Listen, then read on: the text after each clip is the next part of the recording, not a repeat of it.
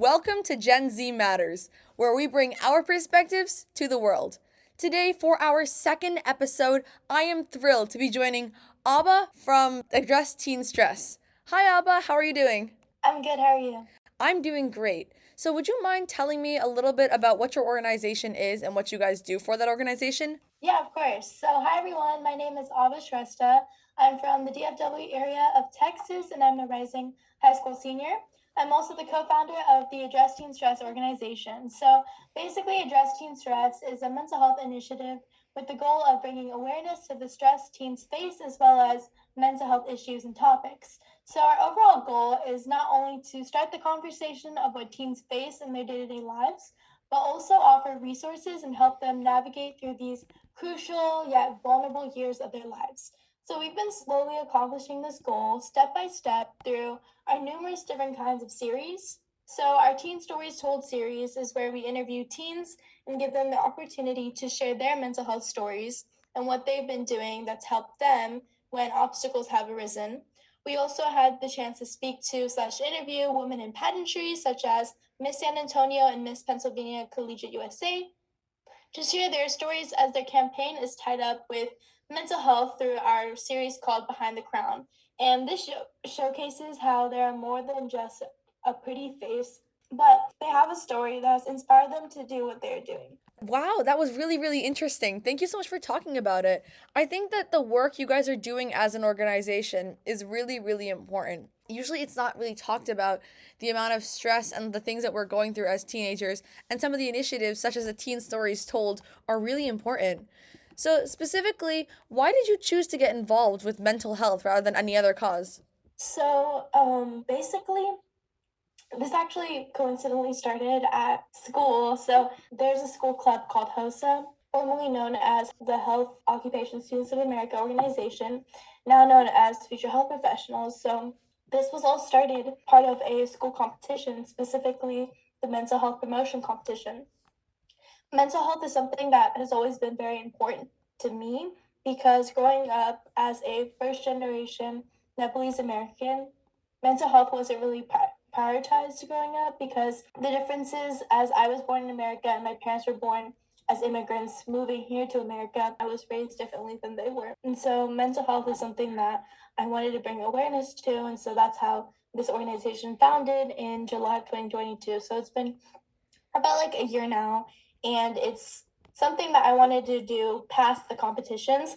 I realized that this is something that I'm really passionate about, and I wanted to talk about. And through this organization and through the interviews I've had with teens, I learned about stories that really, really opened my eyes when it came to talking about mental health and how bringing awareness about it could really help other teens that are suffering through mental health issues that really don't know what to do next. So this is more of an organization to help them. Wow, that's amazing. The initiative and your background, they sort of bring a new kind of perspective for people who aren't able to usually have the resources and the ways to reach out. So, props again for the work that you guys are doing. That's amazing.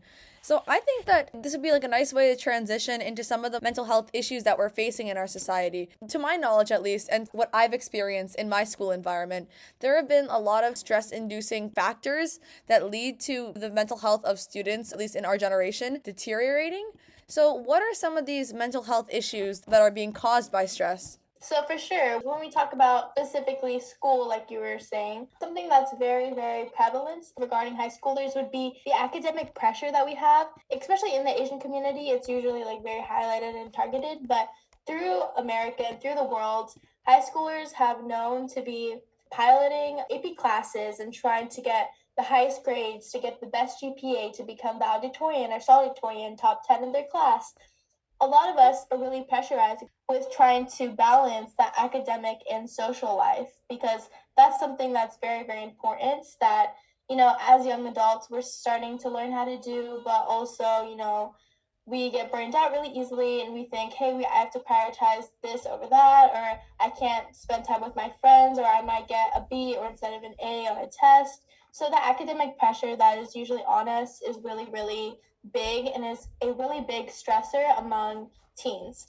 Actually, in the beginning of my founding of this organization in about like October of 2022, I took a Google Forms survey around school. Basically, it was a question saying, "What's your biggest stressor?" Because all of us have different stressors, but the biggest one that was appealed to that Google form was the academic pressure that we have. And this could be caused by family conflict. And that's going into my second point. Family conflict is also something within school that can be really, really stressful because of the academic pressure that they put on us. Like, hey, like if you're not doing enough, the parental expectations they have, the standards they have, and sometimes you feel like you're not meeting those standards. Another thing is the peer pressure that can happen within schools.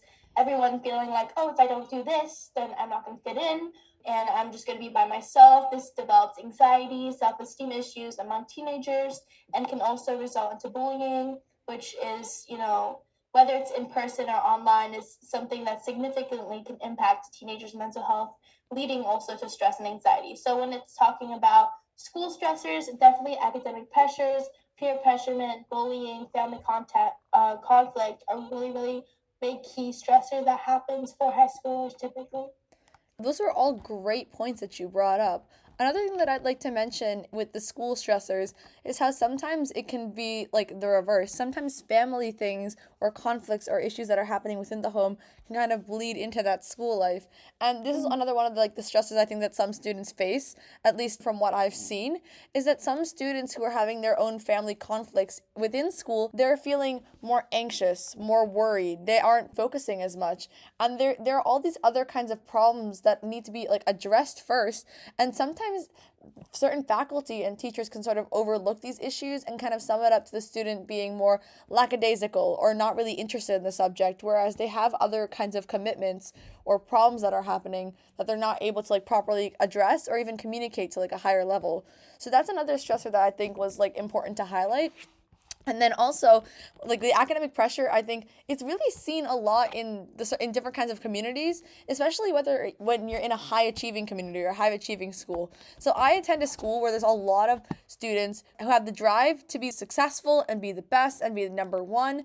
And at that point in a school environment, I think that the pressure of becoming the best or being number one academic wise, it can be a lot to put on the surroundings of the people around us. And then as well as that social pressures, it's not really experienced in my school, but I know globally throughout the entire world, there's always this like standard to fit in and to be perfect and to align with whatever the state of normal is, even though we really don't have a definition as to what that is ourselves. So everyone's trying to become this idealized, perfect version of themselves, even when as humans, we all have flaws and that's all really just natural. So there's always that high peer pressure that I think you were mentioning. That's really important to talk about as well.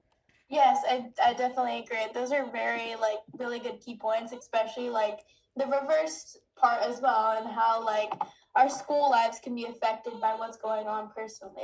I totally agree with that. Yeah, so I think another key stressor that I'm seeing among my own peers and through a lot of people in my area and my community is from social media itself.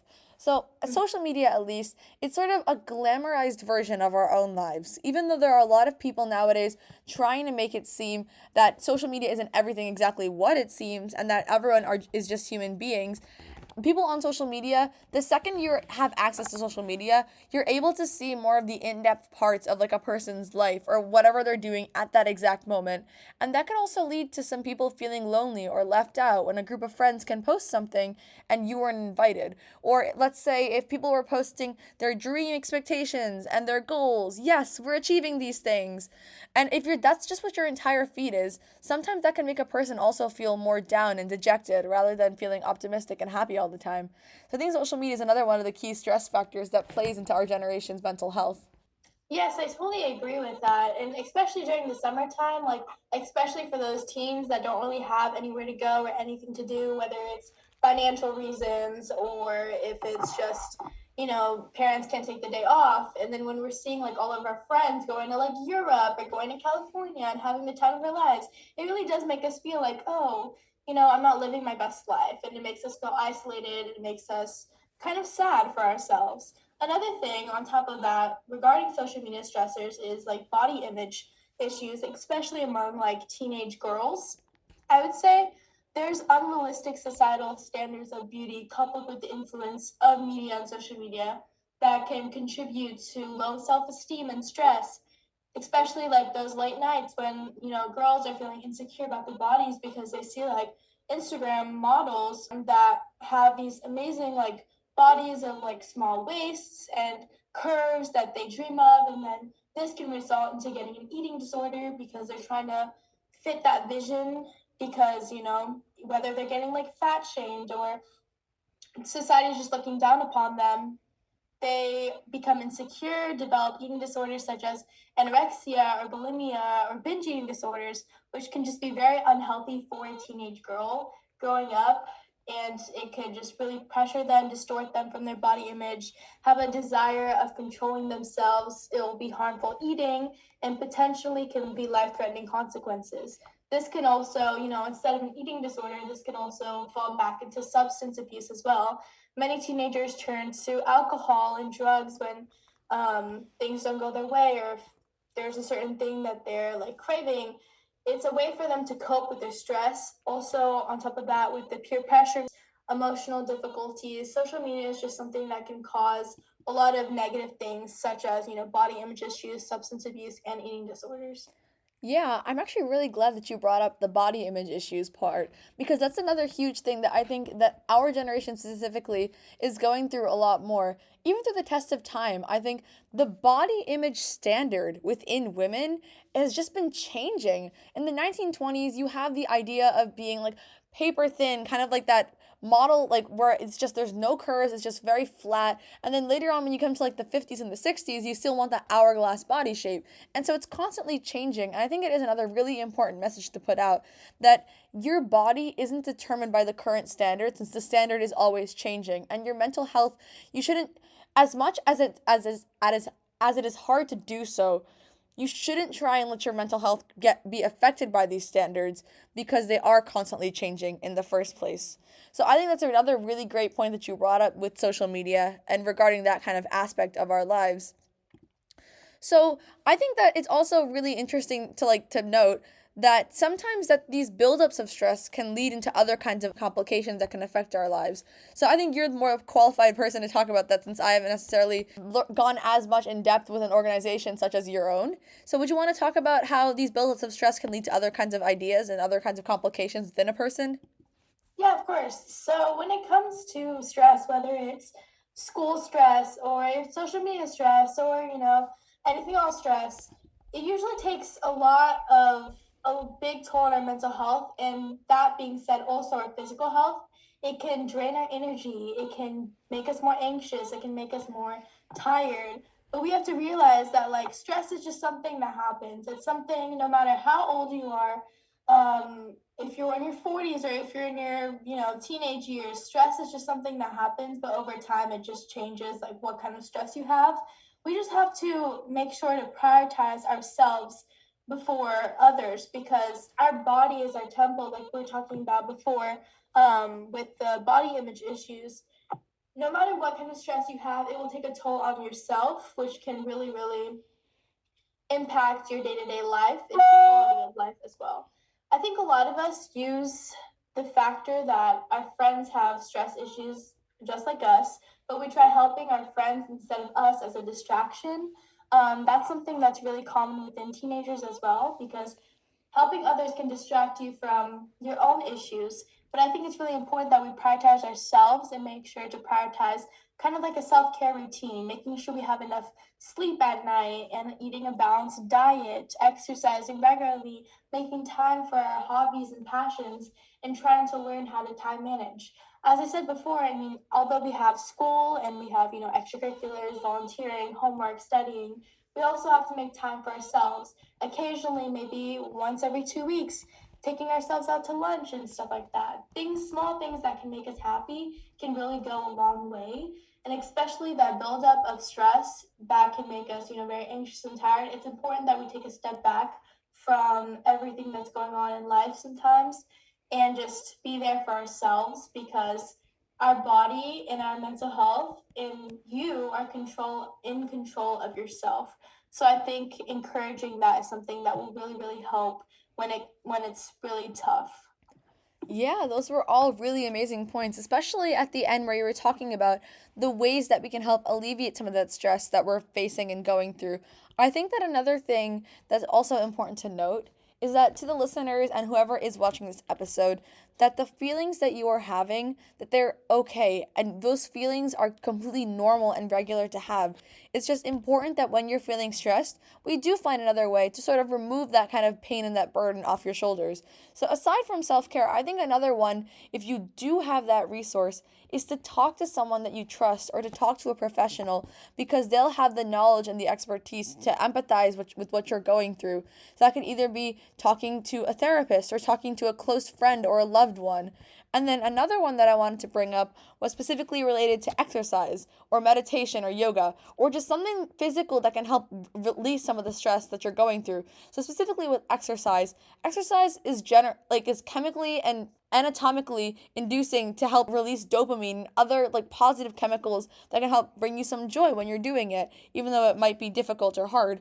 And or if you're not really the biggest fan of exercise, deep breathing techniques such as meditation or other kinds of breathing techniques can be really beneficial when you are going through these kinds of stressful things.